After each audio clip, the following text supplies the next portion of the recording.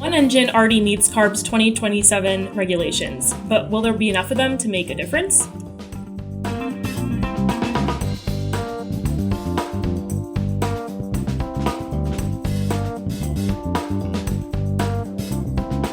I'm Managing Editor Vesna Brajkovic, and I'm here with Equipment Editor Jim Park and Editor-in-Chief Deborah Lockridge for this episode of HDT Talks Trucking.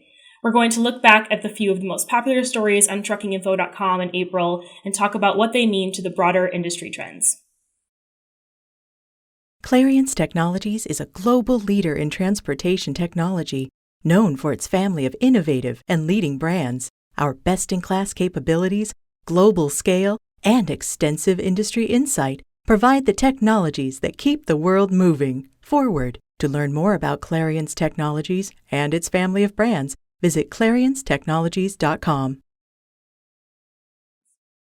Before we dive in, remember to follow us on social media and subscribe to HDT Talks Trucking so you don't miss an episode. The top story of the month was Walmart deploys near-zero Opposed-Piston diesel engine. Walmart is putting a Peterbilt 579 into service with a different type of diesel engine, an Opposed-Piston engine from Achates. Jim, I know you've covered this before. Can you tell us what is an Opposed-Piston engine and why are we seeing it now? Well, these things have been around for a long time, since the 50s, actually. They're first developed, but they've been tweaked and tuned by this company called Achates for about the last 10 years or so.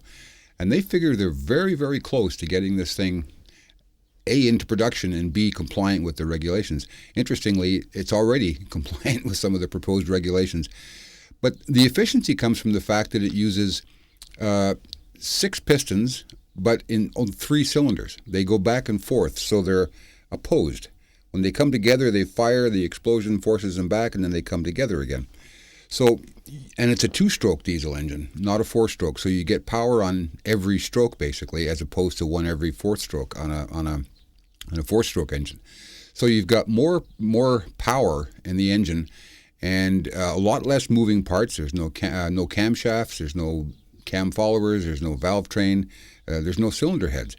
It's a much simpler and lighter and smaller engine, comparable, they say, with a 13-liter for power, horsepower, and torque output.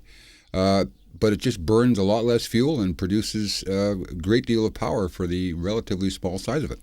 If these have been around in some form for a long time, it sounds like they've got a lot of advantages. Why hasn't it come up before now? Why are we only seeing this at this point? My guess would be it's inertia. The industry has been using a 4-stroke, 6-cylinder diesel engines for decades now. Everybody knows how they work. They know how to fix them. They know where to get parts for them. Every time you try and bring something new and revolutionary to market, it's always an uphill battle. And this is certainly no different. If you recall, the Wankel rotary engine looked promising back in the 80s and 90s. It never went anywhere, partly because it was so difficult to get the thing into production because nobody knew anything about it. Nobody wanted to take a chance on it. As it turns out, it wasn't a great idea after all, but I think this Achates engine has a bit more promise. So right now, what's driving diesel technology really is emissions and fuel efficiency vis-a-vis CO2. So if this engine lives up to its promise, and it's already been extensively tested for emissions, and like I said, it is lower than the standards currently call for 4 years from now. So that's a big promise, and that's a big plus for this engine. The question is whether we can get wide-scale enough adoption, as Vesna mentioned right off the top. Can we get enough of them into service to make a difference? Not that we're ever going to see every engine on the planet go to an Opposed-Piston design, but certainly if we get enough of them in there, it will make a difference. Yeah, I mean, as far as we know, there's not exactly like a big fleet of test engines running around, right?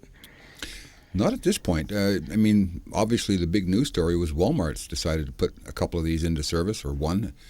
Walmart's a big company, and if they buy in, then that stamp of approval is going to mean a lot to the company and probably to the other engine manufacturers and the OEMs when it says, hey, geez, if Walmart wants this engine, then we need to start building some. That's right. It's there was another company working on an opposed-piston engine a few years back too, but haven't heard anything, I think, from them recently.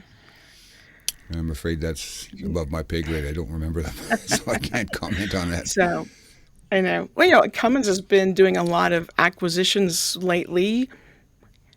If this works out, maybe we'll see them look at Achates as well.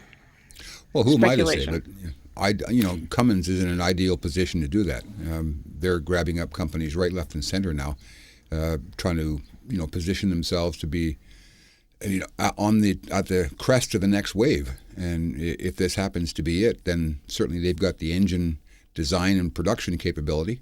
And my guess is it wouldn't be that much of a stretch for a company like Cummins to take this engine, design a production line, build the engine, and get it into service in a very short period of time.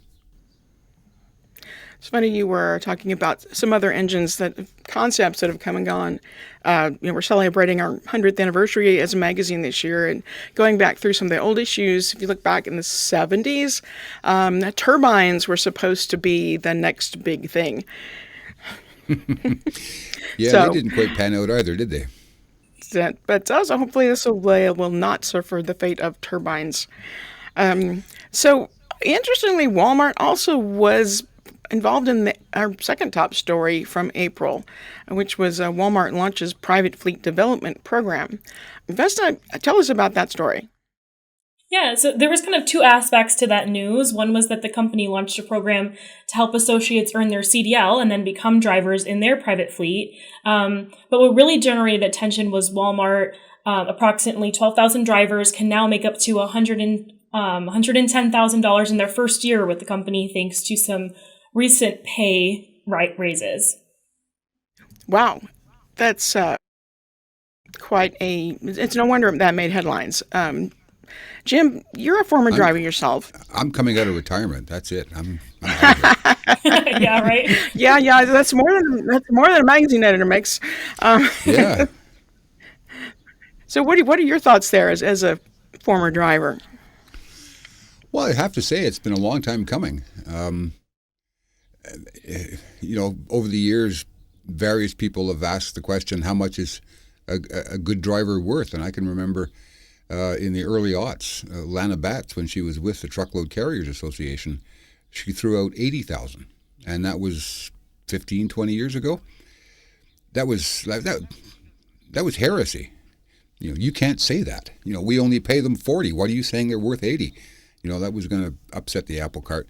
So now along comes Walmart. Now, granted, driver pay has been going up. And I think there are still lots of companies out there. I can think of a few off the top of my head. I won't name names now, but that are paying high 90s, low hundreds now, even in the for-hire sector, but they're specialty carriers. They're not the general freight haulers.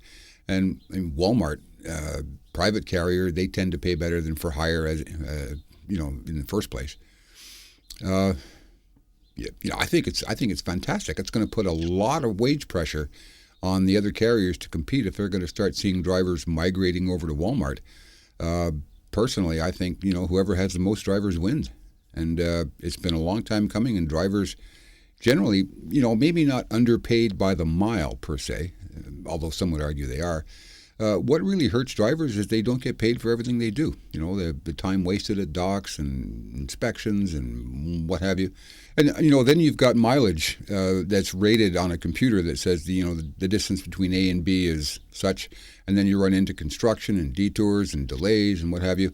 So at the end of the week, the driver doesn't really know how much money they're going to make. And that's pretty tough on family budgets and what have you. So to see driver pay climbing up into six figures, I think that's probably going to start attracting a lot of people from the outside, which is good. We certainly need them. And it finally, tip of the hat to and a nod to, what drivers are actually worth in today's economy. And if Walmart's paying it, then I would have to say that's the value they put on having a driver. Yeah, and I think in private fleets like that, they do pay more of those other things that aren't just miles. And that is a big issue. And the predictability, like you said, we did a feature in a webinar earlier in the year about it's not always how much you get paid. Is it fair? I wrote an editorial, and if I was a stranger to the industry, if I were coming into into graduating high school, college, looking for a job, not sure what to do, and you said, well, okay, this pays this amount, but you're going to be on the road for a week or two at a time, and you're going to spend hours waiting at loading facilities without getting paid, and you can't get bathroom. You can't get access to a restroom. I think, why would you want to get into it? So I think this story made big headlines all over, like, national media. So I think that's good probably for people to go, oh, maybe trucking is something I might want to look at for a career. Mm-hmm. Yeah, I think it's going to be good for the industry in the long run. I mean, everybody's going to moan and groan about having to pay more, but the money's out there, and certainly people want to ship goods, and if that's the cost of moving your goods to market, then so be it. All right. Well, I think we're about out of time. Vesna, just wrap us up, and what were some of the other top stories from April?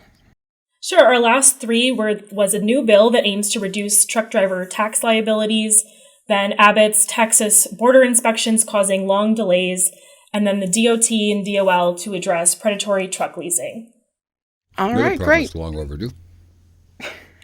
Oh, yeah, definitely. So that's all the time we got for today. Thanks for tuning in to this episode of HDT Talks Trucking. Check out truckinginfo.com, YouTube, and your favorite podcast platforms for more. And follow us so you don't miss an episode.